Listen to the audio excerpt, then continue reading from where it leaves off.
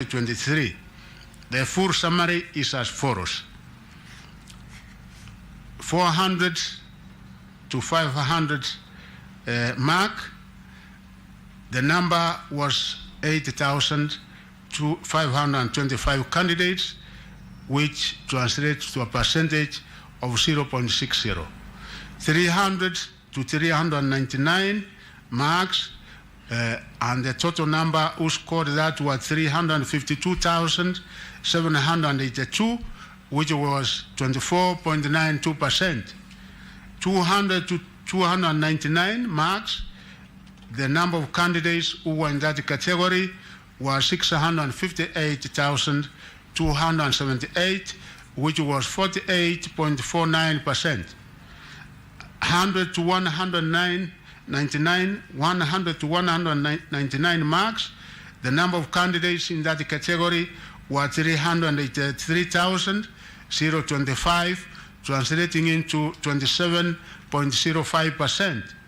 The ones who scored between 001 to 099 were 2,060 candidates, which formed 0.15%.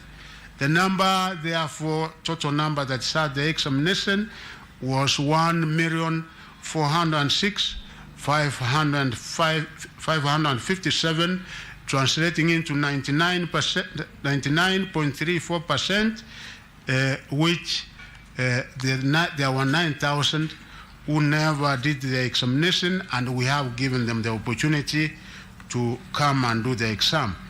The highest score this year was 428 marks. 428 marks is the highest score for this year. I wish to commend the candidates and all officials for ensuring that the integrity and the credibility of the 2023 Kcpe examination remained high. Only 2 candidates out of the total 1,406,557 were involved in examination malpractices during the 2023 Kcpe examination. One of the candidates was found with unauthorized notes in the examination room, while the other candidate was found with a mobile phone in the examination room. As I've already said, the ministry will offer Form 1 placement opportunities to all the candidates who sat the 2023 Kcpe examination in our public and the private secondary schools. Already the ministry has developed a fair and a transparent system for Form 1 placement that will ensure national, regional, and socioeconomic balance is achieved. The placement process will start on Monday, the 27th November 2023, and conclude within a period of 2 weeks. This will allow parents and guardians adequate time to prepare their children to join Form 1 in the year 2024. I therefore urge parents, guardians, and all stakeholders to ensure that all our runners transit to secondary school level so as to complete their basic education, which is critical to their survival and also beneficial for the country's development and growth. The 2023 Kcpe examination candidates are urged to correct their results from their respective examination centers. Individual candidate results can also be accessed by sending a candidate's index number followed by the initials Kcpe through a short message service SMS to 40054. This service will be available immediately after this event.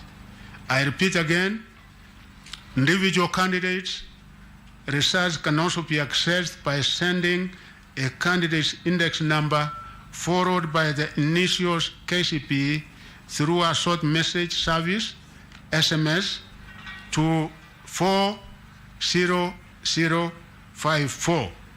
The service will be available immediately after this event. It is now my humble duty and privilege to declare the 2023 Kcpe examination results officially released. I wish all candidates success in their future endeavors. Thank you, and God bless you.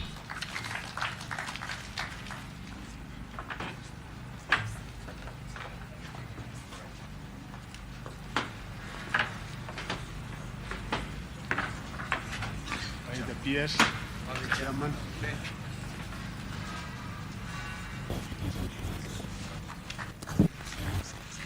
Let us give a clap as the CS is receiving the results from our chair of the council.